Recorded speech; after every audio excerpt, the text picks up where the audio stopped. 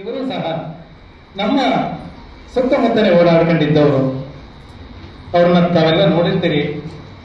ಆದರೆ ಅವರಲ್ಲಿ ಇಂಥ ಪ್ರತಿಭೆ ಇದೆ, ಕಲೆ ಇದೆ, ಪಟುತ್ವ ಇದೆ ಅನ್ನೋದು ಗೊತ್ತಿರಲಿಕ್ಕಿಲ್ಲ.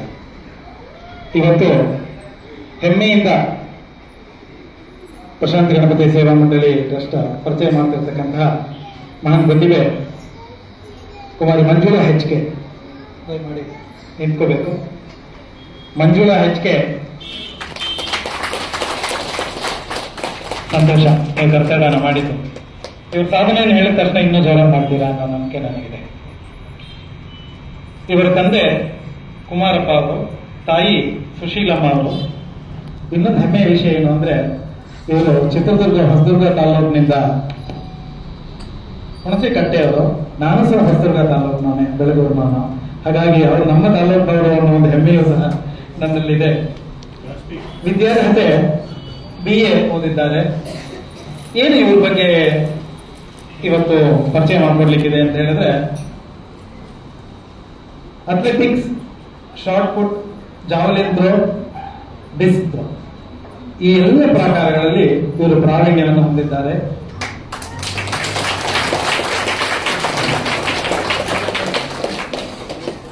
ಇವರು ವಿಜುವಲಿ ಚಾಲೆಂಜ್ 2018ರಲ್ಲಿ ಪಾರ್ಷಿಯಲಿ ವಿಜುವಲೈಸೇಷನ್ ಇಂದ ಇವರಿದ್ರೂ ಸಹ ಸಾಧಕನಿಗೆ ಯಾವುದು ಅಡ್ಡಿಯಿಲ್ಲ.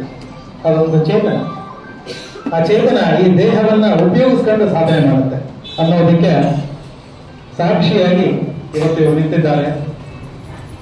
ನ್ಯಾಷನಲ್ ಅವಾರ್ಡ್ಸ್, ಸ್ಟೇಟ್ ಅವಾರ್ಡ್ಸ್ ಅಂದ್ರೆ ರಾಜ್ಯ ಮಟ್ಟದ, ರಾಷ್ಟ್ರ ಮಟ್ಟದ ಪ್ರಶಸ್ತಿಗಳನ್ನ ಪಡ್ಕೊಂಡಿದ್ದಾರೆ.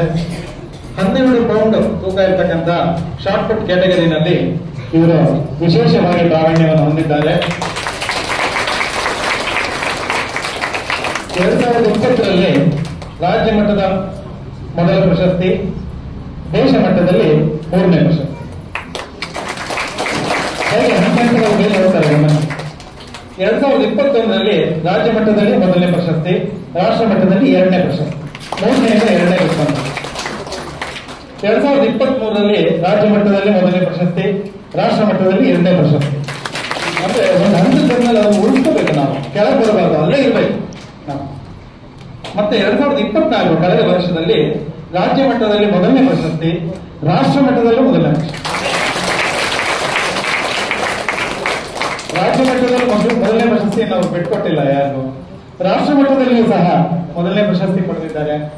ಇದೇ ಏರಿಯಾದವರು, ಇಲ್ಲೇ ಪ್ರಶಾಂತ ಗಣಪತಿಗೆ ಬಿಡುವ ಹಾಗೆ ಬರ್ತಾರೆ ಅವರು ರಾಷ್ಟ್ರ ಪ್ರಶಸ್ತಿಗೆ ಸ್ಪರ್ಧೆಗೆ ಹೋಗೋಕ್ಕಿಂತ ಮುಂಚೆ ಸಹ ಬಂದು ದೇವ್ರ ಪೂಜೆ ಮಾಡಿಸ್ಕೊಂಡು ಹೋಗಿದ್ದಾರೆ. ಭಗವಂತನಿಗೆ ಹರಕೆ ಹೊತ್ಕೊಂಡು ಹೋಗಿದ್ದಾರೆ. ಬಂದ ಮೇಲೆ ಸಹ ಅವರು ತಮ್ಮ ಹರಕೆಯನ್ನು ತೀರಿಸಿದ್ದಾರೆ. ಇಂಥ ಪ್ರತಿಭೆ ಪ್ರಶಾಂತ ಗಣಪತಿ ದೇವಸ್ಥಾನದ ಭಕ್ತರು. ಆ ಭಕ್ತ ತಂಡದಲ್ಲಿ ನಾವು ಒಬ್ರು ಅನ್ನೋದು ದಟ್ ಈಸ್ ಕಾಮನ್ ಪ್ಲಾಟ್ಫಾರ್ಮ್ ನಮ್ಮೆಲ್ಲರಿಗೂ ಅಂತ ಅನ್ಸುತ್ತೆ. ಬಹಳ ಸಂತೋಷದ ವಿಷಯ. ಇವರಿಗೆ ಪ್ರಶಾಂತ ಗಣಪತಿ ಸೇವಾ ಮಂಡಳಿ ಟ್ರಸ್ಟ್ ಪರವಾಗಿ ಅತ್ಯಂತ ಈ ಶುಭ ದಿನದಂದು, ಪ್ರಶಾಂತ ಗಣಪತಿಗೆ ಅತ್ಯಂತ ಶುಭ ದಿನದಂದು ಸನ್ಮಾನ ಮಾಡಬೇಕು ಅಂತ ನಾವು ಅನ್ಕೊಂಡಿದ್ವಿ. ಅವರಿಗೆ ಇಂದು ನಮ್ಮ ಪ್ರಶಾಂತ ಗಣಪತಿಯ ಭಕ್ತರಲ್ಲಿ ಒಬ್ಬರು ಅಂತ ಗಾಯತ್ರಿ ಮೇಡಮ್ ಅವರು ದಯಮಾಡಿ ಬನ್ನಿ. ಅವರಿಗೆ ಗಾಯತ್ರಿ ಮೇಡಮ್ ನೀವೇ ಬನ್ನಿ.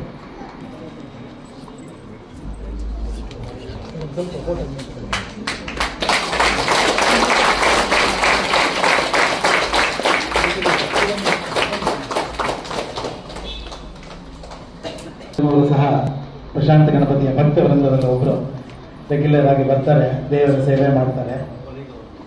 ಹೌದಾ? ವೇದಾಧ್ಯಾಯಿಗಳಾದಂತಹ ನಮ್ಮ ಬಡಾವಣೆ ಹಿರಿಯರು